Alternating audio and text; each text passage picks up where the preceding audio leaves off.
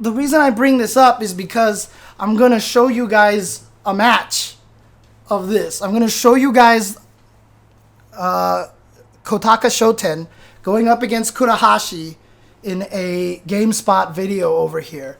And you're not going to be able to see anything what I'm talking about. It's going to be really, really hard to see. But it is definitely there. So let's see if I can do this over here. Now we're going to watch this match at very, very high speed. And like I said, it's going to be very hard for you to see a lot of this stuff happening. But I'll try to point out some of the key ones that happen. Here we go. So at the start of the match right here, Kurahashi, who is the Ryu player, Kotaka Shoten is the Guile player. Ryu just tried to get in there. He tried to close that distance. Remember that close-up distance that I talked about with the heavy kicks is really strong. But here we go. Right away. Not even, you know, barely 5 seconds into this match, we see an example of this. Sonic boom right here. Already, Kotaka Shoten does not like this distance. This is not the Kimono Michi match. No, Gundam Jehudi Kai. This is a, where was this one at? This one was at the Gamespot Versus. This is a Gamespot Versus match here. But already right here, Kotaka Shoten as Guile doesn't like this position. So what does he do? He immediately does back plus medium kick and then jumps away from the Sonic Boom to get himself into a position that he feels more comfortable with. And then heavy kick into another range. He's put himself at this range now where he can back fist Ryu if he wanted to in that situation. He missed. Yeah, you can use the standing medium kick as well. That's right. You can also use the standing light kick to punish, not the heavy kick, which is a little faster. Doesn't cause as much hit stun, so you don't get as much of an advantage. But you can already see right away from the get-go how much Kotaka Shoten is using those stand kicks to change the distance of Guile, and it hasn't even been 10 seconds in this match, right? Back up. I don't like this range. I want to get closer. I want to get even closer here. And then he reads that and then uses the heavy kick. And you see? Did you see before Kotaka Shoten threw that fireball? He says, you know what? I'm too close. So he actually took a step back. See, he's at this range right here. He doesn't want to be at this range. He feels like he's too close. So before he throws a Sonic Boom, he actually walks backwards a little bit just to put himself in a better position to have a chance to avoid the Sonic Boom just a little bit. And then he walks back even further. He wants to be at this range over here. And he backs up and jumps away again. So again, we can already see right from the get-go how much Kotaka Shoten is just controlling a lot of the space that he wants. Back up. Gets away, and then, hey, what did I talk about? That light Tatsu from Ryu. And there you saw it right there from Kurahashi. Just to get into position. Whoops, I accidentally muted it. Just to get into position here, he light Tatsus to keep advancing forward and throw the Sonic Boom. I mean, the Hadouken to counter the Sonic Boom. And Kotaka Shoten immediately responds with the standing heavy kick to push himself closer to throw another Sonic Boom so he could be at a better range. And again, now they're kind of at this point right now where they're trying to fight. And you... Boy, God, it's going to take me 10 hours to go through this whole entire thing. What you'll actually see here is... Oops, I went back too far. Let's see. Where was this? Right here. They trade. And then what happens here is you'll see Kurahashi throw a fireball here. And then watch. He walks forward. Why is he walking forward? He's trying to change the distance to put himself in the advantageous position that if Kotaka Shoten throws another fireball, he's going to Tatsu it and hit him in the head for it. However, Kotaka Shoten kind of predicts that, dances with him a little bit, backs off the same way over here, throws a Sonic Boom, and is able to recover. Now, had he not walked backwards just a little bit, look where he is right there. He's on that symbol on the floor. Had he not walked back and throw that Sonic Boom, there's a chance his head would have gotten hit on that Tatsu right there. But he built that little bit of distance And now he can recover and get under the sonic boom in time. He stands up to block it on purpose so he could punish with the throw. That's just a standard way to punish that. But again, it's just such a master class of controlling distance. And you see right here, after the sonic boom, he comes forward with the knee so he could be at a range to continue the pressure. Kurahashi comes out with the reversal Tatsu, but Kotaka Shoten says, I've seen this a million times. I'm going to hit you out of the air. And instead of throwing a sonic boom right away, so we're back into this situation here where he throws him.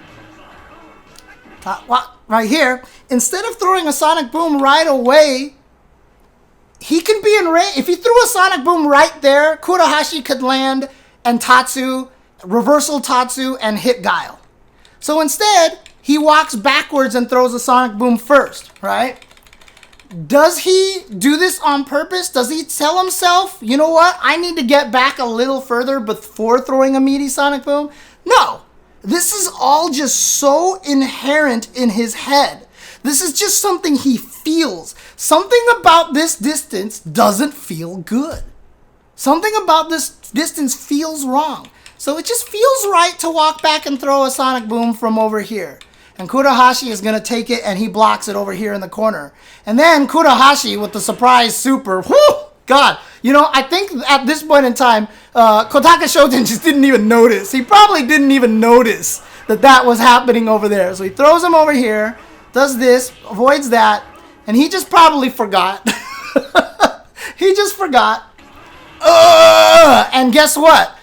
Kurahashi Tatsu's over and tries to get in good range. That's a safe jump timing, most likely, that if Guile flash kicked, he wasn't going to be able to get that. And so here we go. Kurahashi is in. This is advantageous for Ryu because Ryu is not a charge character and he has an uppercut. He has a lot more available to him at the closest of ranges against Guile. But instead, yeah, see, look at that. Instead of doing crouching heavy kick into fireball, he does crouching heavy kick into light Tatsu so that he can stay close up and surprise him. Now he plays it a little defensive here, but he's trying to reach him with that crouching medium kick, but he's just outside the range. And so Kotaka Shoten pushes him away with the crouching heavy kick.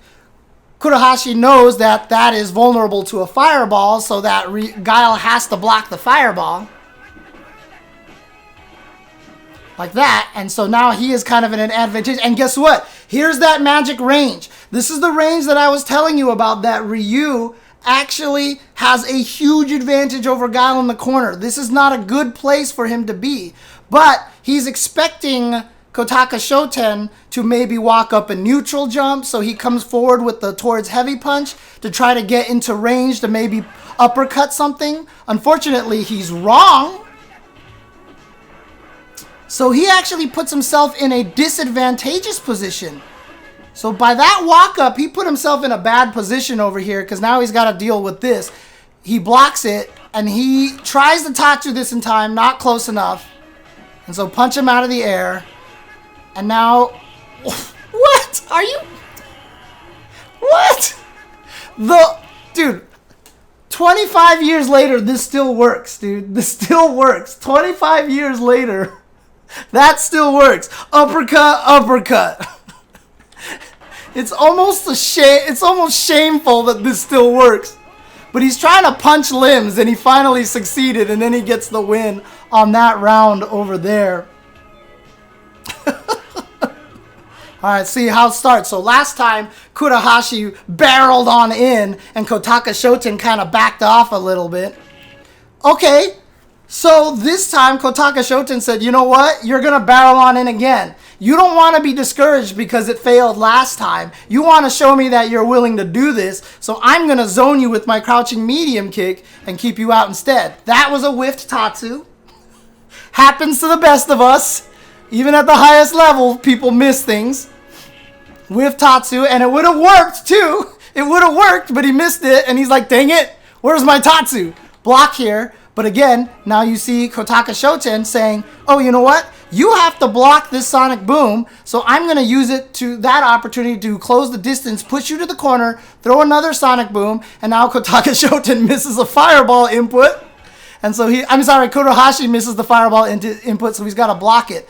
Crouching heavy kick is a nice little zoning tool for Guile, because if the first hit whiffs, you can actually, if Ryu threw a fireball right there, the heavy kick would actually hit it. Kind of like the crouching medium kick that I showed you earlier, where you can stuff the fireball. So Guiles will do this a lot of times, because what happens is that Ryu players like to throw fireballs when you whiff a button. So at that range, Guile will whiff crouch roundhouse and a crouch heavy kick. It looks like it's a button, and then Ryu's throw a fireball, and then they get stuffed by the second kick. That's a classic Guile versus classic Guile versus Ryu trick. However, Kurahashi does not fall for it. He tries to whiff punish it, misses it. That gives Kotaka Shoten time to lock him down with that, but he's actually going to Tatsu over.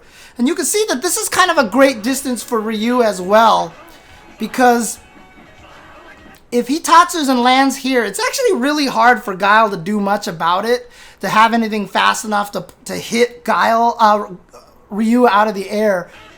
And so here we're at this distance, and you see, again, Kurahashi inch forward because he wants to get closer, because he feels better at the range where his crouching heavy kick connects. He didn't cancel into a fireball. I don't know if that was a mistake or not, but then he gets a jump in, and we get a trade. Ooh, and he trades again. And if you're Guile, you'll take that trade anytime. And good Guiles will be able to trade with almost every jump, because they'll time the crouching heavy punch properly. But what happens is that keeps Ryu from getting in and getting close. Yeah, that trade anti-air is such a crux in this matchup. Oh! Did he read that? Did he read that he was going to come forward in that situation? Yep, here we go. Yeah, so he's like, oh, look at me. I'm going to block the sonic boom. Right? So he trades here and he goes, oh, look, I'm going to block the sonic boom. Psych! And so Kotaka Shoten used that opportunity to knee forward to get that movement and that spacing, but psych.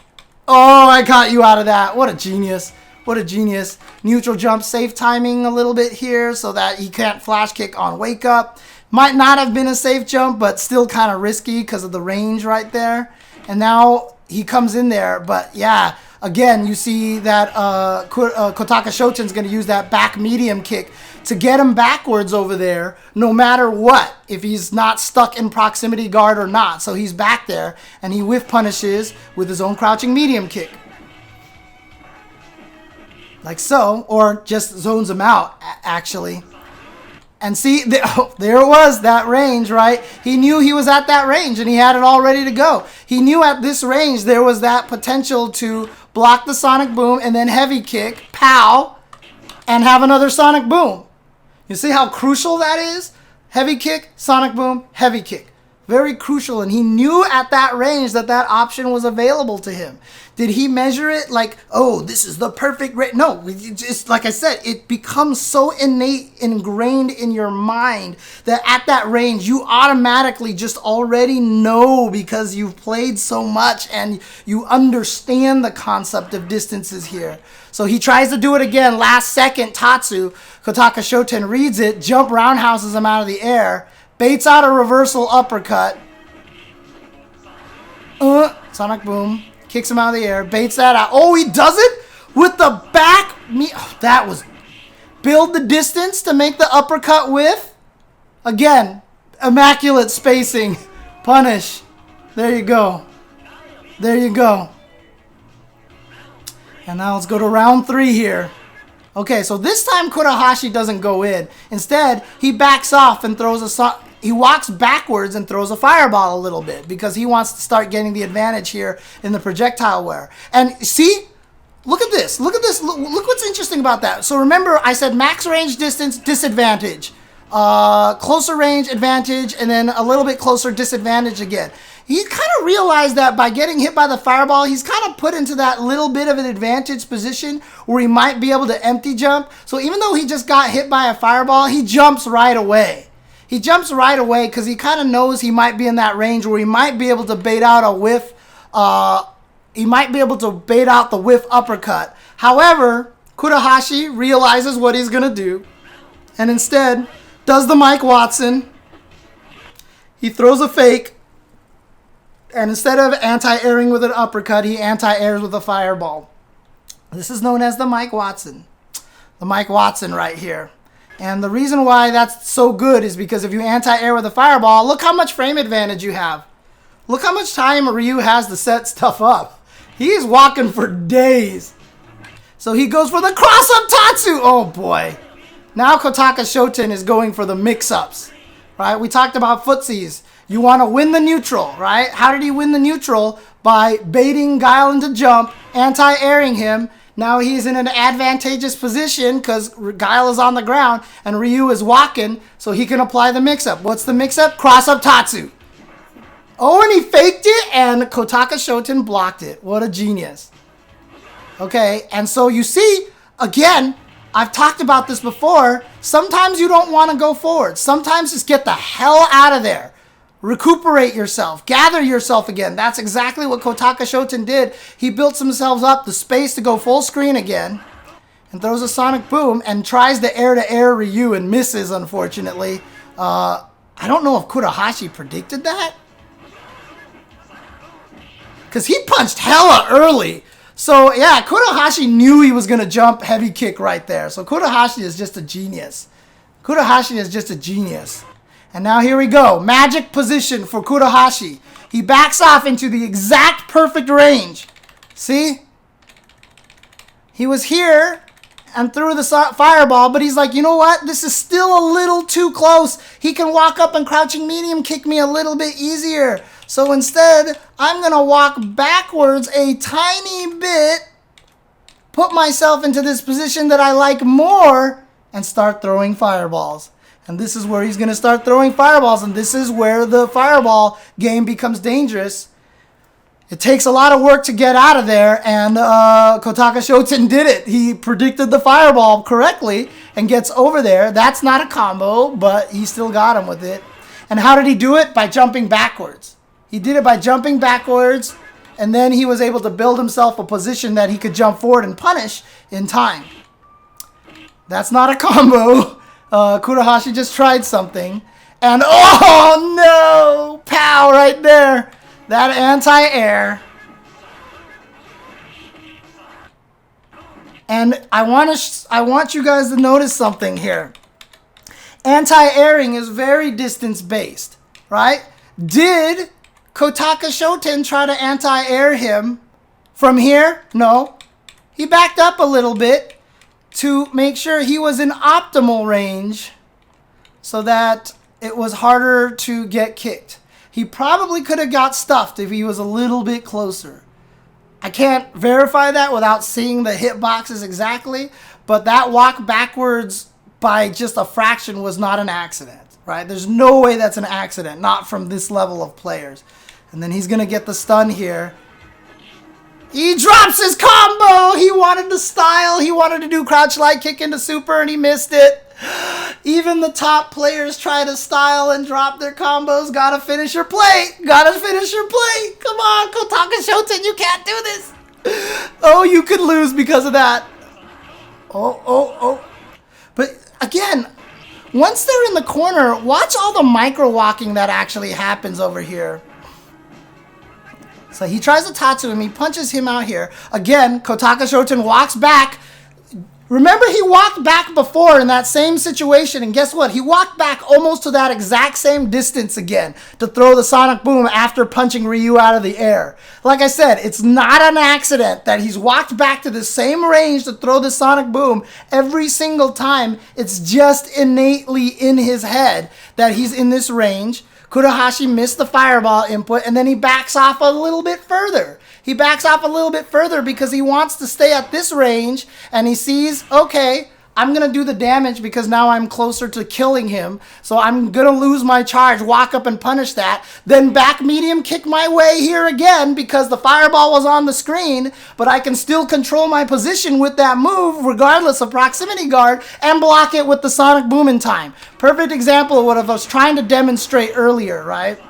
So get him back, so no proximity guard and sonic boom in time. He's got it right there. So now he's going to back off even further because he's got all this room behind him. And now he's just playing this super defensive turtle game here because it's all on Kurahashi now. Kurahashi has to win this match. Now Kotaka Shoten is trying to let Kurahashi make a mistake. And he's always throwing a sonic boom. Wow, that was risky. But at that range, he could block the super in time. But he's always backing off at a range where he can't get super. He doesn't want to throw a sonic boom any closer than this because he can get super comboed, which is why he keeps backing off. He keeps backing off because he doesn't want to get hit by the super, and then he walked forward. Do you see that? He walked forward to that advantage range right here when he thought the opportunity, because he was going to trade with his crouching medium kick. He walked into the advantage range and tried to hit the Hadouken, but it didn't happen. Kurahashi didn't throw it. He tried to sweep Guile walking all the way forward, and then they just both whiff each other over here. Oh boy. And here comes Kurahashi. Oh my god! Oh boy, here we go. Here we go. Kurahashi now has Guile in the corner. So the problem now is that Kotaka Shoten has walked himself into the corner. This is not good. And now you can see how much, by going into this magic distance that I talked about, how much Kurahashi is emboldened to just chuck fireballs all over the place. Hadouken, Hadouken, Hadouken, Hadouken. He's just not scared, and Guile can't keep up. He is not scared, and he almost got him with this too. He missed, but look at this. We're almost tied now. And he is just so emboldened. Oh, he missed the fireball. That was crucial. That was an execution error. Yep, because you saw the down forward motion on his part. You saw Ryu actually crouch and stand up. He tried to throw a fireball. He missed it. He threw the sonic boom too late, and this might be his death. He's not dead. Oh my god, he's still alive. He's still alive. But that one execution error almost cost him because he gets kicked here. Oh my god. Are you serious? And then, already ahead of time, Kotaka Shoten knew that the range that you end up in after hitting with the heavy kick is perfectly spaced to trade with the back fist. Look at that. Like,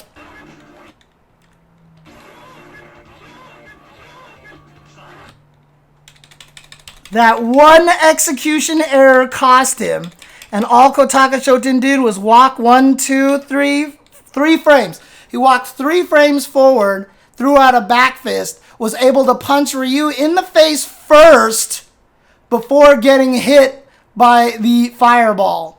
And so, the fireball actually registered, but didn't kill him. It just didn't do enough damage. Oh my god, that should have been a double KO. But instead, it punches him in the face. But again, the only reason why Kotaka Shoten knew to do this is because he knew the spacing right here. He knew the spacing. And he walked forward exactly the number of frames he needed to do and catch him with that. And he was able to take that round. Now, that was 2 minutes of this video. This video is 16 minutes and 45 seconds long. There's a lot more. That took me way longer to go through a match than I thought. I was planning to go through a couple of them. Not going to happen. But what we're going to do one more time here, is we're going to watch the next match. I'm not going to pause it. And so even though I saw all those micro steps and when I was pausing and everything like that and the spacing, watch it in real time now. And now you'll see that you'll probably won't be able to catch a lot of this. It's going to be really, really hard to catch a lot of what happened here. So let's watch this. So we're going back to Kurahashi, going back to Ryu. And so let's watch this one round in real time here. No pauses, nothing.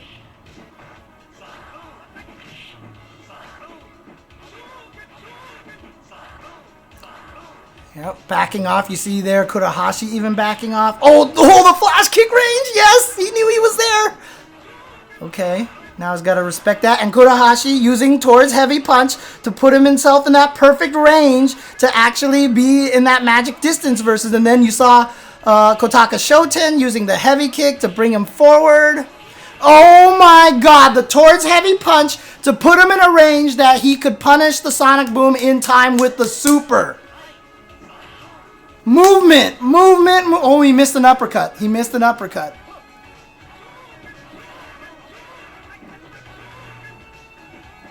Oh, okay.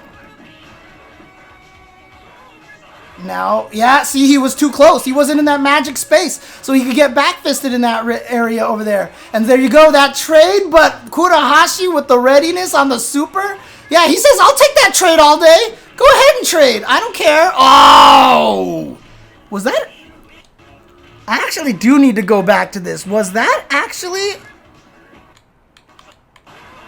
So Hitatsu's here. Does he hit him out of the recovery? No, he actually chipped him. Kotaka Shoten made the mistake of staying stand blocking, and he just got hit and got chipped to death. He blocked to death. Oh no, he could have crouched. He just messed up.